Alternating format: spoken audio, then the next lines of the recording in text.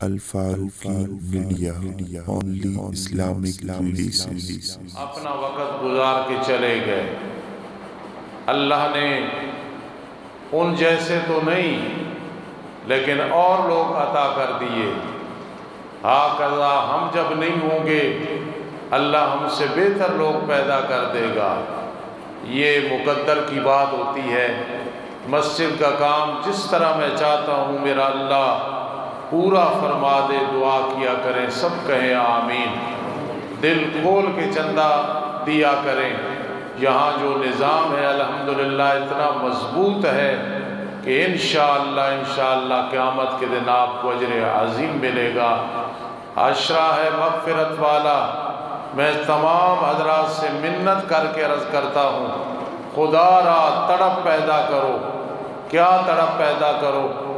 کہ اس عشرے میں سب نے اپنی مغفرت کرانی ہے۔ ہمارے کندھوں پہ، سروں پہ گناہوں کی گٹھڑیاں ہیں، ان گنت گناہ ہیں۔ بڑا اللہ نے موقع دیا ہے، سیل کا مہینہ ہے، سستا سودا ہے۔ خدا را اپنے گناہوں کی بخشش کرا لو۔ ثانیاً یعنی دوسرے نمبر پہ خدا را کوئی بھی بیٹھا ہے جس نے حقوق العباد میں فرق لگایا ہے، سمجھو میں ہر ایک کا نام لے لے کے کہہ رہا ہوں، چاہے بہنوں کے حقوق ہیں، بھائیوں کے حقوق ہیں، بیویوں کے حقوق ہیں، خامد کے حقوق ہیں، اولاد کے حقوق ہیں، پڑوسی کے حقوق ہیں، دوستوں کے حقوق ہیں، شاگردوں کے حقوق ہیں، استاذوں کے حقوق ہیں، برادری کے حقوق ہیں۔ خدا را ان کو ادا کر لو۔ قبر میں جب انسان کو رکھا جاتا ہے مٹی کیوں اوپر پھینکی جاتی ہے؟ بتانا کہ دنیا کا سونا بھی اب مٹی بن گیا، تیرے لیے فائدہ نہیں دے گا، اعمال فائدہ دیں گے۔ دنیا کی دولت ساری ڈالر اور ساری جتنی رقم اور جائیداد وہ آخرت کے اعتبار سے مٹی ہے۔ ہاں اگر تو نے محنت کی تھی وہ تیرے لیے سونا بنا کے آج قبر میں تجھے جزا ملے گی۔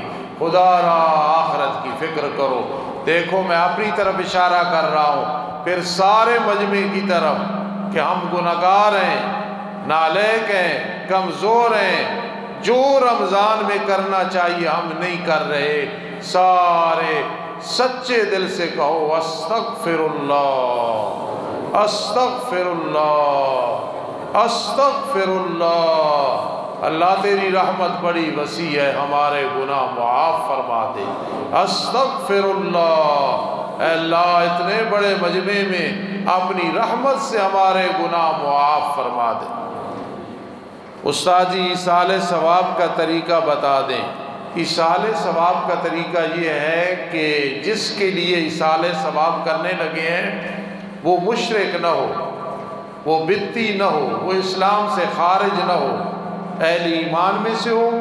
جو کچھ آپ نے پڑھا اور اجتماعی نہیں پڑھانا، اپنی اپنی جگہ پڑھ کے یا اللہ جو کچھ پڑھا ہے اس کو اپنے دربار میں قبول فرما۔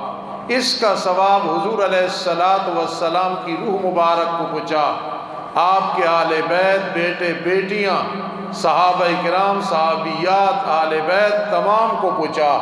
اس کا ثواب اولیاء کو پہنچا، اس کا ثواب امت کو پہنچا، اس کا ثواب میرے والد صاحب، میری والدہ، میرے بہن بھائی، میرے استاد، آخر میں پھر کہنا جتنے مسلمان فوت ہو گئے سب کے روح کو پہنچانا ہے۔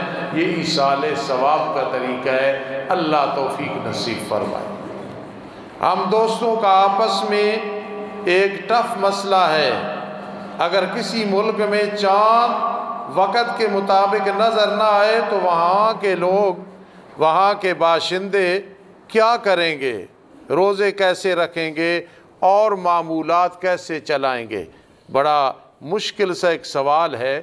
پھر دہرا دوں کہ ہم دوستوں کا آپس میں ایک مسئلے پہ بہت مباحثہ ہوتا ہے، بحث ہوتی ہے کہ مثلاً اگر کوئی ملک ہے یا ہے کہ چاند اپنے وقت کے مطابق نظر نہیں آتا، تو بھائی بات یہ ہے کہ ایسے ملک میں بتایا کرو جو اس کے قریب ترین ملک ہے اس کے مطابق روزے، سحری اور افطاری ہوگی۔ یہ مسئلہ بڑا تحقیقی ہے جو میں نے عرض کر دیا ہے۔ قریب والا جو ملک ہے جہاں چاند نظر آتا ہے یا معمولات ہیں، اس کے مطابق نظام چلے گا۔ استاد جی، چاندی اور سونے کی زکوٰۃ کا نصاب کیا ہے؟ چاندی یہ 52.5 تولے، آج کل تقریباً 80,000 قیمت ہے اس کی، اور سونے کی زکوٰۃ کا نصاب 7.5 تولے سونا، تقریباً 8,62,500 روپے اس کی قیمت ہے۔ صدقہ فطر کتنا ہے؟ وضاحت فرما دیں۔ 90 روپے فی کس کے اعتبار سے، اگر کوئی زیادہ دینا چاہے اور جلدی دینا چاہے تو وہ بھی دے سکتا ہے اور زیادہ بھی دے سکتا ہے۔ میں صرف سمجھانے کے لیے ایسی بات کرتا ہوں۔ میں نے اپنا صدقۃ الفطر 200 کے حساب سے سارے گھر کا دیا ہے، تو کئی وہ بھی ہیں جو 500 کے، 300 کے، 1000 کے اعتبار سے، لیکن اصل 86 روپے بنتے ہیں۔ احتیاطاً میں نے 90 کہا، بے فکر ہو کے اس طرح صدقۃ الفطر ادا کریں۔ میرا ایک دوست ہے، اس کے پاس 90,000 روپیہ پڑا ہے، اس پہ زکوٰۃ یا صدقۃ الفطر لگ سکتا ہے یا کہ نہیں لگ سکتا، کیونکہ 78,000 80,000 یہ ہو تو وہ صاحب نصاب ہے چاندی کے حوالے سے، اس لیے ایسے آدمی پہ زکوٰۃ نہیں لگے گی۔ اگر میں زکوٰۃ یا صدقہ فطر کی قیمت یتیموں کو، طالب علموں کو کپڑے لے کے دے دوں، بھائی ٹھیک ہے، جو زکوٰۃ دینی ہے، صدقۃ الفطر دینا ہے، جس کی جو ضرورت ہے وہ پوری کر دینی، اس سے ادا ہو جائے گی۔ ایک آدمی نے مسواک کی، کسی نے کہا تیرا روزہ ٹوٹ گیا، غلط کہا ہے، کوئی نہیں ٹوٹتا، مکروہ بھی نہیں ہوتا۔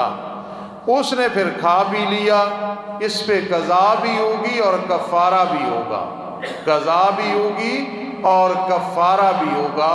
60 مسکینوں کو کھانا کھلانا پڑے گا، یا پھر بعد میں کم از کم 3 روزے رکھنے پڑیں گے۔ رب کائنات توفیق نصیب فرمائے۔ ایک آدمی سحری کے وقت کھجور، یہ ذہن میں رکھنا، کفارہ سب سے پہلے ہے غلام آزاد کرنا، وہ نہیں 2 مہینے لگاتار روزے رکھنے، وہ نہیں تو 60 مسکینوں کو کھانا کھلانا، وہ نہیں ہو سکتا تو پھر 3 روزے ہیں۔ اس کفارے کی تفصیل بھی ذہن میں رکھنا۔ ایک آدمی سحری کے وقت کھجور اور لسی وغیرہ پی لیتا ہے، کھانا نہیں کھاتا، سنت پہ عمل ہو گیا؟ بالکل ہو گیا۔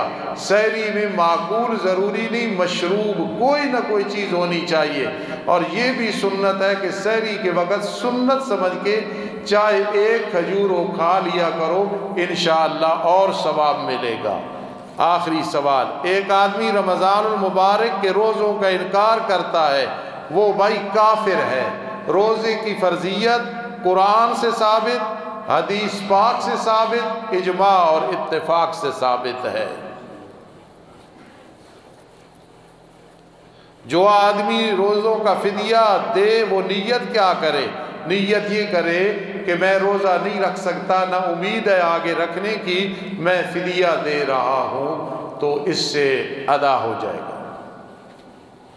یہ ایک بھائی نے، نام ہے شبیر احمد، اللہ پاک سے، شکیل کا والد، اللہ پاک اسے خوش رکھے، اس نے اس میں کوئی میں حوصلہ افزائی کرنا چاہتا ہوں، میرے لیے کوئی دعا لکھی ہے، تو میں آپ سب کو یہ عرض کروں گا کہ آپ سب آمین کہہ دے۔ میں پڑھ کے نہیں سنانا چاہتا، میرے لیے محبت کے ساتھ دعا لکھی ہے، سارے کہہ دو، اللہ مجھ کمزور عاجز کے حق میں یہ دعا قبول فرما دے، اور اللہ آپ سب کے لیے بھی قبول فرما دے۔